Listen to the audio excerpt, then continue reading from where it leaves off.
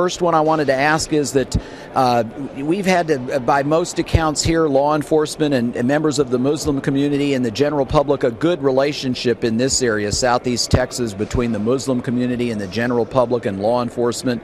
They acknowledge that, Muslim leaders as well as law enforcement, federal agents. Given the tension in many communities in the U.S., what's your assessment of the relationship here in Southeast Texas between those groups?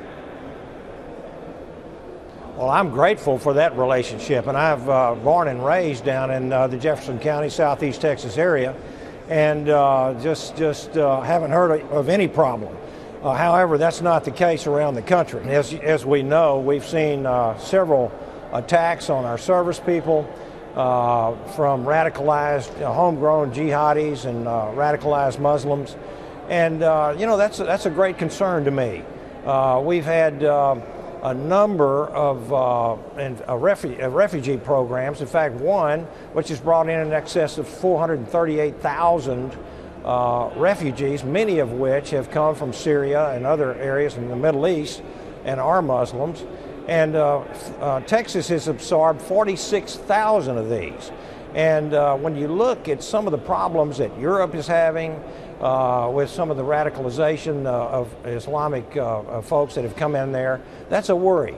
And I worry about some of these ISIS people exploiting these programs and using that as a vehicle to get inside of our country and harm American citizens. And this is one of our greatest missions up here in Washington, is to provide for the security and safety of the American people and national defense. And when you get right down to it, it relates to the immigration problem. We've got a lot of folks that are coming in across our unsecured borders that actually have no intention of finding work, but every intention of having a criminal career or terrorist activities. Do you think there should be increased monitoring of certain members of the Muslim community in the United States if they've been identified as risks? Do you think we're doing enough, or are we lagging in that area? Well, I think it goes without saying that we saw what happened at our recruiting station the other day. Obviously, these two individuals were not on that radar, so I can always say that we need to do a better job. Gang violence and crime continue to be a problem locally. We've had an increase this year in crimes, murders, homicides, assaults. The DA's office in Jeff County, Bob Wortham, they're really ratcheting up their efforts to fight gangs in Port Arthur, Beaumont, all sorts of gangs. Do you think enough's being done? Is the government doing enough locally, nationally? Should the government be involved, or is that a local issue that needs to be dealt with? Well, the federal government provides many resources for law enforcement agencies on the county, state, and local level. But quite frankly, this is going to be something that the folks at the county and state and local level need to do. I don't believe that the federal government has a role to play other than providing some resources, unless it's a completely national problem. And this sounds like, of course, I told you a while ago, I'm from that area. Don't ever remember having a whole bunch of gang problems back in those days, but obviously that's a problem today.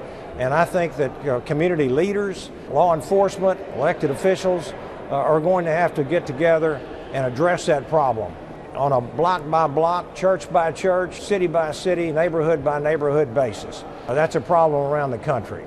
Another local issue, unemployment. We've done a lot to improve the economy here, diversify, but we still have had the third highest jobless rate for a long, long time in Texas. Are we doing enough? Does the government have a role in bringing in jobs? Are our local leaders doing enough? What needs to be done more so to improve the economy here? You know, Texas, I'm proud to say, has been the leader in job creation in this country for the last 5 or 6 years. In fact, Texas has provided over 50% of the jobs in this nation. And I think the jobs are there. We just need to connect the folks that are looking for jobs with the job creators. And workforce training is a big, big issue. The jobs are there. We're seeing folks coming in from all over the country fill the jobs that are available. And when I travel around the district, I hear from industry that they have a hard time finding properly trained job force. And so this is why I think it's so important for us to have vocational schools, LIT, Lamar, our high schools, anybody that can train folks to do these jobs, because they're high-paying jobs. You don't need a college education in many respects. Those jobs are there. We just need to connect the dots there, connect these two groups, because I see folks that are coming in from out of the area that are finding these jobs, and we need to just get these two matched up. We're in the middle of hurricane season. Many in our area continue to push for the rebuilding of Highway 87 between Sabine Pass and High Island. Is that realistic? Is money going to be available? How critical is the rebuilding, do you see?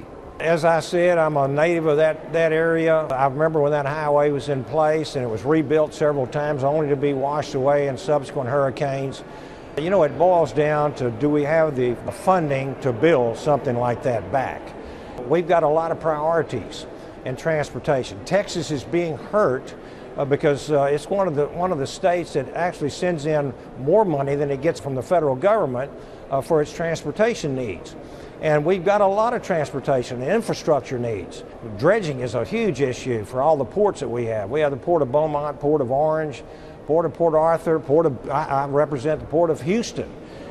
Do we have the monies and funds to rebuild that section of Highway 87? That's something we're going to have to prioritize, and quite frankly, it's going to have to be a decision made at the state level and the local level. I know that's a great highway when it comes to hurricane evacuation, but is it something that we can afford to do right now? And right now, I serve on the Transportation and Infrastructure Committee, which is so important to our area, and we're trying to come up with a long-term highway funding bill. And trying to find the funds is a very difficult situation. So there again, we have to prioritize these projects that we really want. Okay, anything else to add? Anything you want to tell the constituents that you feel is important that I haven't asked you? I've enjoyed talking to you. It's always nice to visit with the folks back home. Quite frankly, I'm very proud, I'm honored and privileged to have been chosen by the people of the 36th District. It's about 700,000 people. We have one of the most prosperous and energetic and vibrant districts and diverse districts in the country, not just Texas. We have more petrochemical refining facilities than any other district in the country. We have huge expansion projects going on. Many of these big companies and refining companies and chemical installations and facilities are having expansion projects right now, billions with a B, billions of dollars worth of expansion. So I see good things going on in Southeast Texas. I'm very proud to be representing that area. Do we have problems? Yeah, we have problems, but I'm very optimistic. As I've said, you know, we've got to get a handle on border security. One of the big things that we're looking at right now is this deal with the Iranians, which I'm very, very concerned about. The Iranian deal that the President, the administration, and Secretary of State John Kerry have signed, I believe is a bad deal.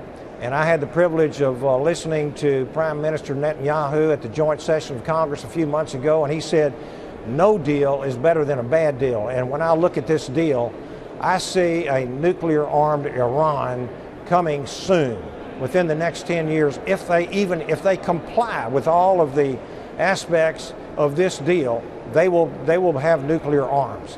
If they don't comply, they'll have them even sooner. I plan to reject this. I'm going to vote against it. I hope that we can override a veto when the president vetoes it, because I see a grave risk being posed for millions and millions of people around the world with a nuclear-armed Iran who is going to be the big player in that region of the world. And I see a nuclear arms race coming out of this, and the potential risk to so many of us in the United States and around the world. I think there's no way for me to vote on this except to vote it down. And I just hope that we have enough Democrats that will come and vote with us after the president vetoes it, which he surely will, to override his veto and to kill this deal. Congressman, it's been a pleasure. Thanks for taking the time out of your busy day. We appreciate your stopping by our Sinclair Post. It's a wonderful new program they've created, and it'll allow us to stay in touch with you and the representatives from Texas. So we appreciate you stopping by and look forward to talking to you again often in the future. Scott, thank you so much. This is a really good deal, and I hope to be talking to you a lot more frequently and with the folks back home.